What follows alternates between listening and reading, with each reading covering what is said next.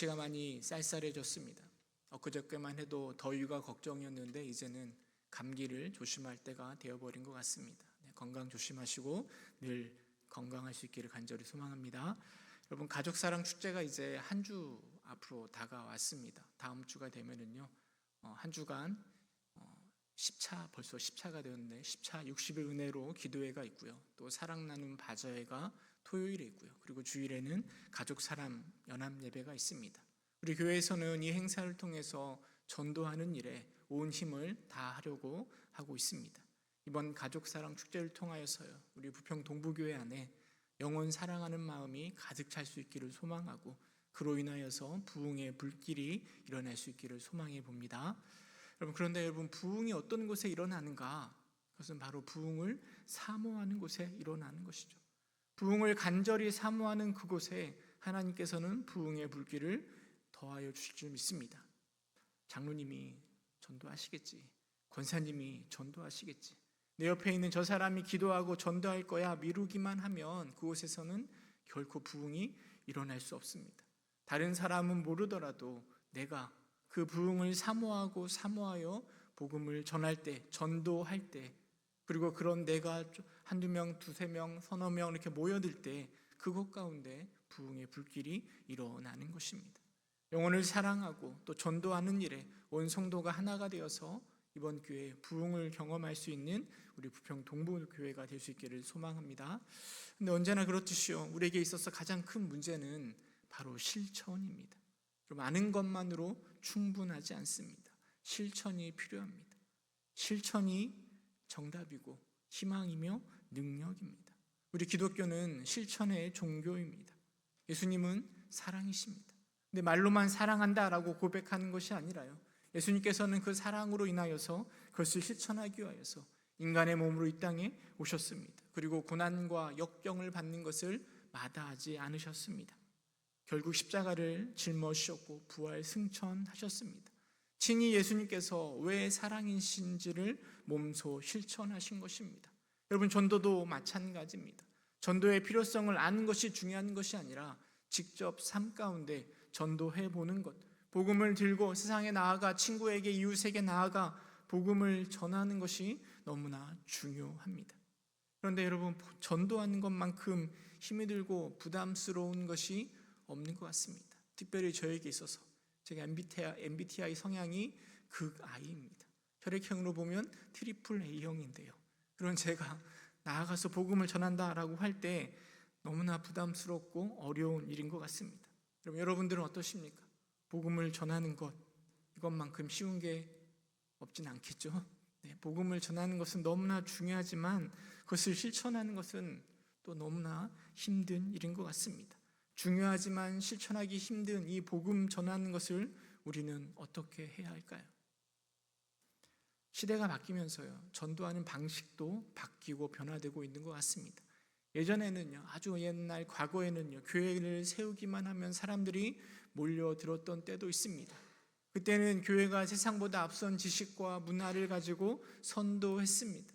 그래서 교회에 오면 배울 수 있고 좋은 것을 얻을 수 있기에 사람들이 교회로 몰려들었었습니다. 그러나 지금은 그렇지 않습니다. 교회가 아니어도 재미있고 좋은 것들이 너무나 많이 있습니다. 굳이 교회에 찾아오려 하지 않습니다. 그러면서 전도의 전략도 많이 바뀌고 있는 것 같습니다. 요즘에 대세를 이루고 있는 전도의 방법은 바로 관계 전도입니다. 사람들이 교회로 전도되어 오는 대부분의 이유는요, 바로 친구나 가족들을 통해서 전도되기 때문입니다.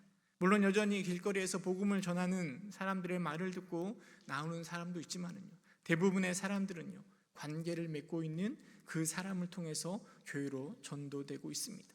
그렇다면 그렇게 관계를 통해서 복음이 전해지고 있다라면 여러분, 나의 주변에 있는 사람, 내 주변에 나와 관계를 맺고 있는 사람들에게 복음을 나는 어떻게 전해야 할 것인가에 대해서 고민해 볼 필요가 있는 것입니다. 오늘 설교의 제목이 전도는 삶이다 입니다.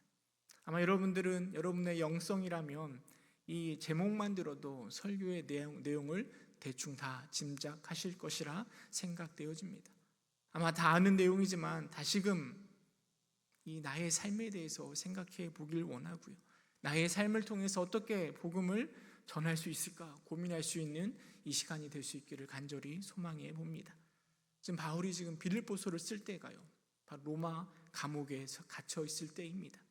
그래서 그는 언제 어떻게 될지 아무것도 모르는 상황 가운데 바울은 빌립보 성도들에게 1장 12절에 이렇게 이야기합니다. 형제들아, 내가 당한 일이 도리어 복음 전파의 진전이 된 줄을 너희가 알기를 원하노라. 내가 감옥에 갇혀 있지만 이 감옥에 갇혀 있는 것으로 복음이 전파되었다라는 사실들을 너희가 알기를 원한다라고 말하고 있습니다. 그러면서 어떻게 감옥에 갇힌 것이 복음 전파가 되었는지 바울은 세 가지로 이야기합니다. 먼저 13절에 보면 내가 매임으로 모든 시대 안과 그 밖의 모든 사람들에게 나타났다라는 것입니다. 그럼 바울이 왜 로마 감옥에 갇혔습니까? 그리스도 때문에, 복음 때문에 갇힌 것 아니겠습니까? 그 이슈만으로도 복음이 전파되었다라는 것이죠. 뿐만 아니라 바울은 로마 감옥에 갇혀 있으면서 자신을 관리하는 사람들, 모든 시대안과 사람들, 만나는 사람들마다 복음을 전할 기회로 삼고 복음을 확장시켰다라고 말하고 있는 것이죠. 두 번째로 14절에 보면 형제 중에 다수는 나의 매음으로 말미암아 주 안에서 신뢰함으로 겁없이 하나님의 말씀을 더욱 담대히 전하였다라고 이야기합니다. 바울도 저렇게 로마 감옥에 갇히면서까지 복음을 위해서 노력하는데 우리도 함께 그 전도하는 일에 동참하자 하면서 많은 사람들이 복음을 전하였고요, 그 일로 인하여서 복음이 확장되었다라고 이야기합니다. 세 번째로 15절에 보면 어떤 사람은 투기와 분쟁으로 전파한다라고 말하고 있습니다. 바울을 향한 투기와 시기심이 있는 자들이요, 바울을 더 괴롭게 하려고 로마 감옥에 갇혔으니 우리가 더 열심을 내자라고 생각하면서 복음을 전하고 있는 것입니다. 그런 이유라면 바울에게는 조금 마음이 상할 법도 한 것 같습니다. 그러나 바울은 무슨 방도로 하든지 전파되는 것은 그리스도니 기뻐하고 기뻐한다라고 말하고 있습니다. 이런 바울의 모습을 보면서요, 그가 얼마나 복음 전파에 집중하며 살아가고 있는지를 생각해 볼 수 있습니다.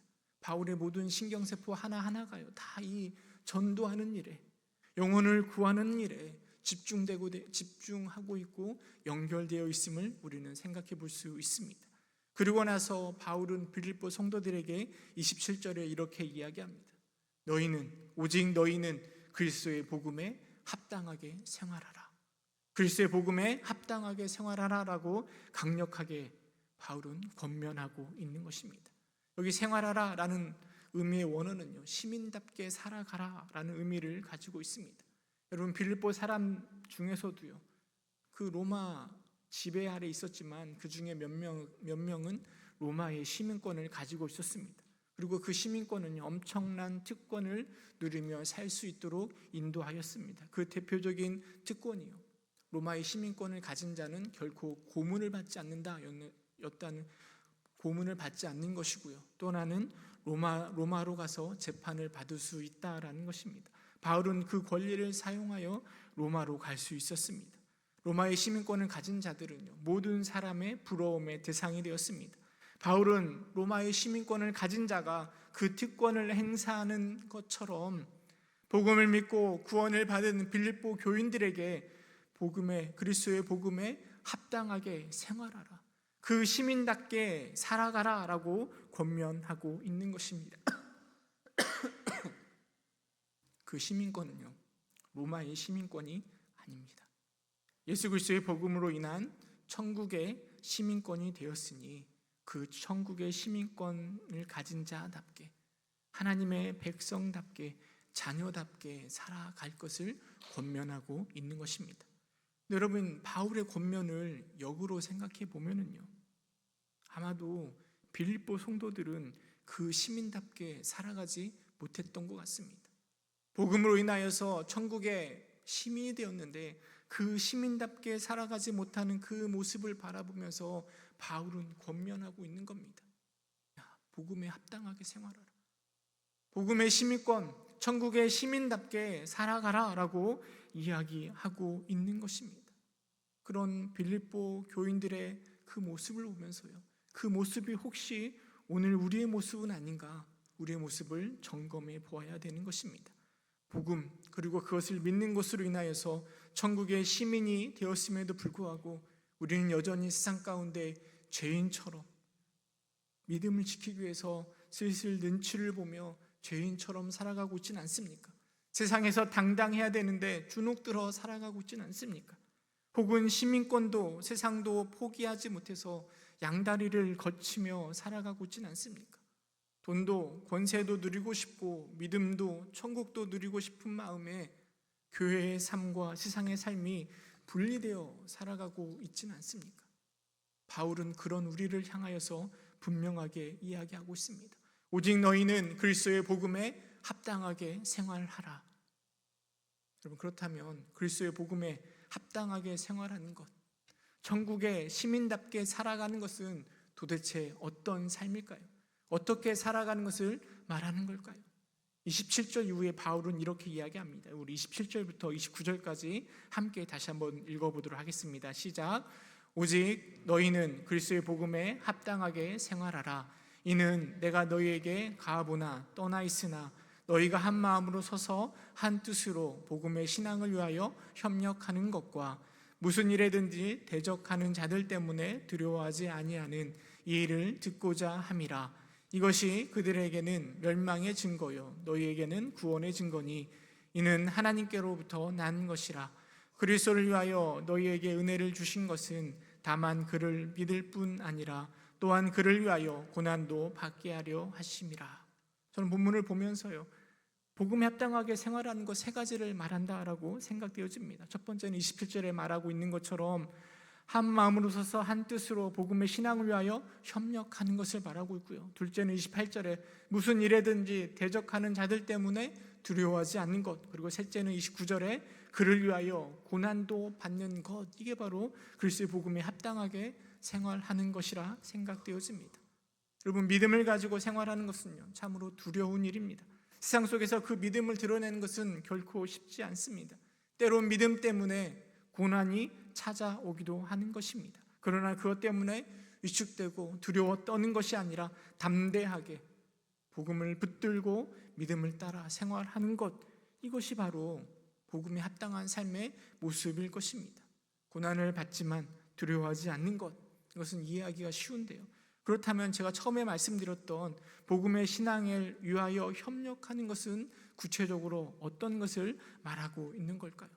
골로새서에 보면은요, 복음에 합당하게 생활하는 것, 그래서 복음 위하여 협력하는 것이 무엇인지를 좀 더 구체적으로 언급하고 있습니다. 골로새서 1장 9절에서 12절 보면은요, 제가 읽어드리도록 하겠습니다. 이로써 우리도 듣는 날로부터 너희를 위하여 기도하기를 그치지 아니하고 구하노니 너희로 하여금 모든 신령한 지혜와 총명에 하나님의 뜻을 아는 것으로 채우게 하시고 주께 합당하게 행하여 범사에 기쁘시게 하고 모든 선한 일에 열매를 맺게 하시며 하나님을 아는 것에 자라게 하시고 그의 영광의 힘을 따라 모든 능력으로 능하게 하시며 기쁨으로 모든 견딤과 오래 참음에 이르게 하시고 우리로 하여금 빛 가운데서 성도의 기업의 부분을 얻기에 합당하게 하신 아버지께 감사하게 하시기를 원하노라 라고 이야기하면서요, 바울은 이렇게 기도하기를 그치지 않고 간구한다라고 이야기하는데요, 그 내용이 무엇인가 하면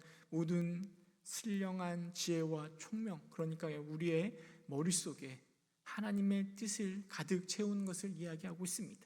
믿음이 합당한 생활은요, 먼저 하나님의 뜻을 아는 것에서부터 시작하는 것입니다. 하나님을 아는 방법은 다양하죠. 삶의 경험을 통해서, 성도의 교제와 나눔을 통해서, 그리고 무엇보다 우리는 말씀과 기도를 통해서 하나님의 뜻을 알아가는 것입니다. 그리고 머릿속에 채워진 그 뜻을 아는 것으로 끝나는 것이 아니라요, 그대로 행하게 하는 것입니다. 하나님을 기쁘시게 하고 그리고 선한 일에 합당한 열매를 맺어가는 것입니다. 그 열매를 통하여, 그 일을 통하여 하나님을 아는 것이 점점점 자라나는 것이죠. 여러분, 이 사이클이 반복되는 것입니다. 하나님을 알게 되면 그것으로 끝나는 게 아니라 그것들을 실천합니다. 그러면 선한 열매가 맺혀지는 것이고요, 그 선한 열매는 우리로 하여금 하나님을 더 깊이 알게 하는 것입니다. 그리고 더 깊이 알게 된 그것을 우리의 삶 가운데 실천하다 보면 또 선한 열매가 맺혀지고요, 그리고 하나님을 더 깊이 알아가게 되고요, 이게 반복되고 반복되면서 우리의 믿음이, 우리의 삶이 복음에 합당한 삶으로 변화되어 가는 것이죠. 11절에 보면 그의 영광의 힘을 따라라고 이야기하고 있는데요, 그 영광의 힘은 바로 성령님의 능력을 이야기하는 것입니다. 선한 일에 합당한 열매를 맺게 할 때 우리의 힘으로만 가능한 것이 아니라 성령의 능력으로 그것들이 가능하게 되는 것입니다. 그리고 기쁨으로 여러 가지 고난과 어려움을 이겨내고 참아내며 하나님께 감사의 삶을 살아가는 것, 이것이 바로 한 가지 마음으로 한 뜻으로 복음을 위하여 협력하는 것이며 복음에 합당한 삶을 살아가는 것입니다. 다시 한 번 더 정리하여 말씀드리면요, 복음에 합당하게 살아가는 그 삶은 우리의 지식과 지혜 속에 하나님의 뜻을 가득 채우는 것이고요, 그 뜻대로 행하는 것이고요, 하나님을 기쁘시게 하는 열매를 맺는 것입니다. 그 열매를 통하여 더 하나님을 깊이 알아가며 삶 가운데 힘들지라도 오래 참고 견디며 하나님께 감사하는 것, 이것이 바로 복음에 합당하게 생활하는 것이라 말할 수 있는 것입니다. 여러분, 바울은 그 복음에 합당하게 생활하는 빌립보 성도들의 소문 듣기를 원하고 있는 것입니다. 그렇게 생활하고 있는 빌립보 성도들의 모습 보기를 바라고 있는 것이죠. 마찬가지로요, 우리를 바라보시는 예수님도 동일하실 것입니다. 예수님을 믿고 섬기는, 그래서 복음 안에서 합당하게 생활하고 있는 우리 부평 동부교회에 대한 소문들이 예수님께 들려지기를, 우리 부평을 넘어서 인천을 넘어서 천국에 계신 하나님께 이번 가족사랑 축제를 통하여서 합당하게 생활하고 있는 여러분들의 소문이 그렇게 들려지기를 우리 주님께서 간절히 소망하고 바라고 계시는 것입니다. 복음에 합당하게 생활한 자의 모범이 되는 사람을 찾으라고 한다면요, 무엇보다도 우리는 바울을 생각해 볼 수 있습니다. 우리가 읽은 본문 바로 앞에 보면요, 바울의 모습을 잘 보여주고 있는데 우리 1장 20절 21절 함께 읽어보도록 하겠습니다. 시작.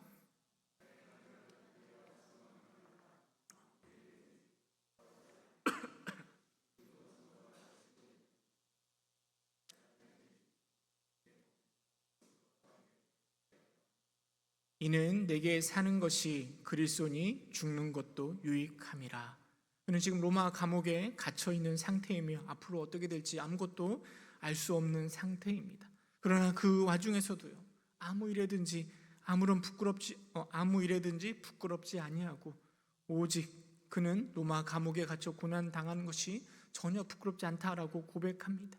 그리고 지금도 전과 같이 온전히 담대히 살든지 죽든지 내 몸에서 그리스도가 존귀하게 되기를 원한다라고 고백하고 있습니다. 그리고 12절에 내게 사는 것은 그리스도니 죽는 것도 유익하다라고 말할 정도로 바울의 모습을 생각해 볼 수 있습니다.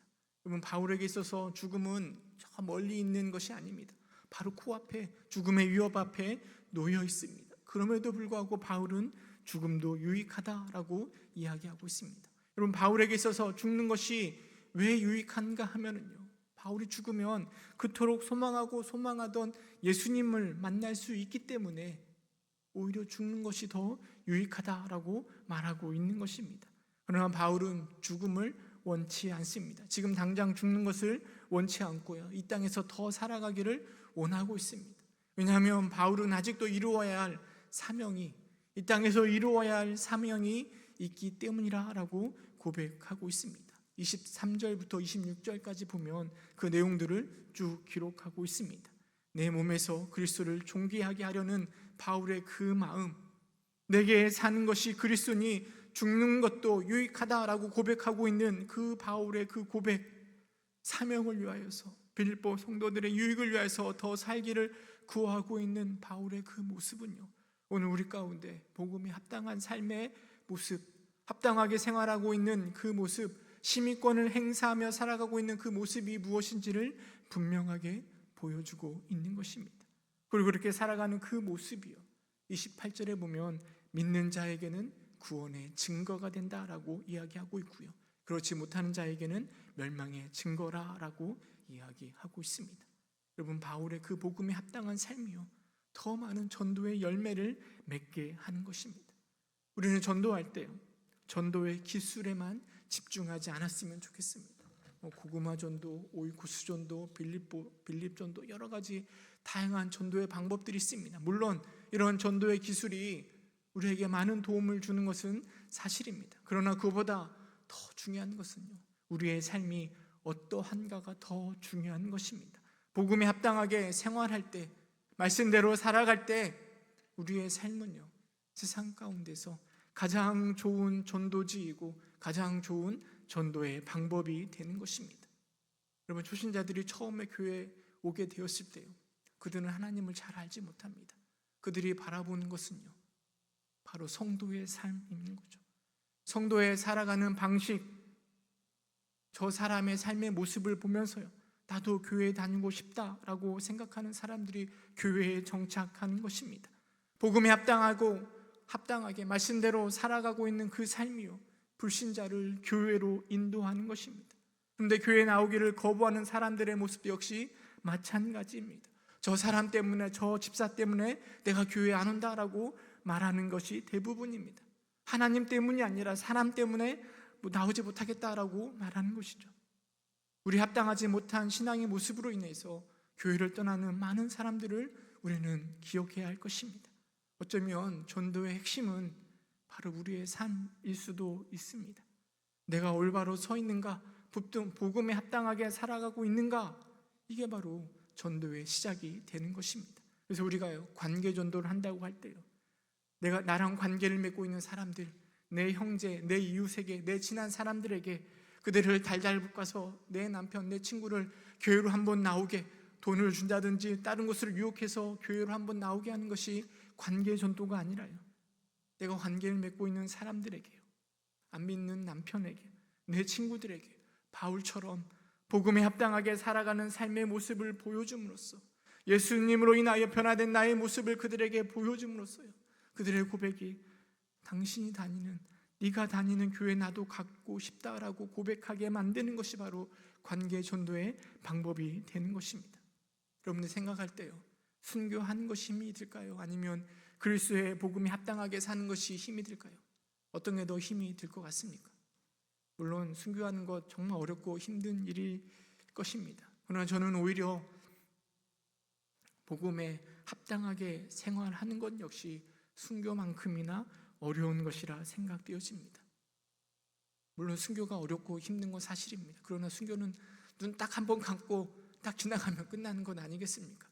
그런데 복음에 합당하게 생활하는 것은요, 한 번에 끝나는 것이 아닙니다.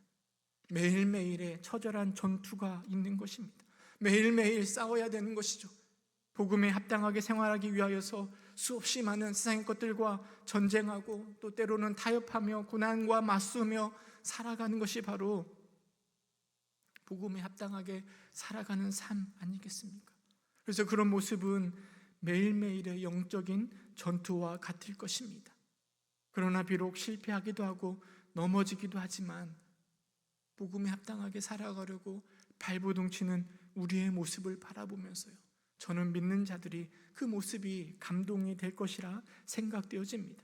그리고 내 옆에 있는 사람들이, 나와 관계를 맺고 있는 사람들이요, 교회 가자고 라는 나를 통해서 그런 말을 들었을 때, 네가 믿는 하나님 나도 믿고 싶다, 네가 다니는 교회 나도 다니고 싶다라는 말을 들을 수만 있다면 여러분, 전도는 자동으로 되는 것 아니겠습니까? 그런데 교회 가자고 했더니 너도 교회 다니냐? 너나 잘 믿어라. 이런 이야기를 듣는다면 여러분, 바울이 와서 복음을 전한다 하더라도요, 복음을 전하는 것, 전도하는 것은 결코 쉽지 않을 것입니다. 여러분, 그러기에 전도는 삶이 되는 것입니다. 우리 옆에 있는 분에게 이야기해 주시겠습니까? 전도는 삶입니다. 전도는 삶입니다. 나의 삶을 통해서 복음이 전해지는 것입니다.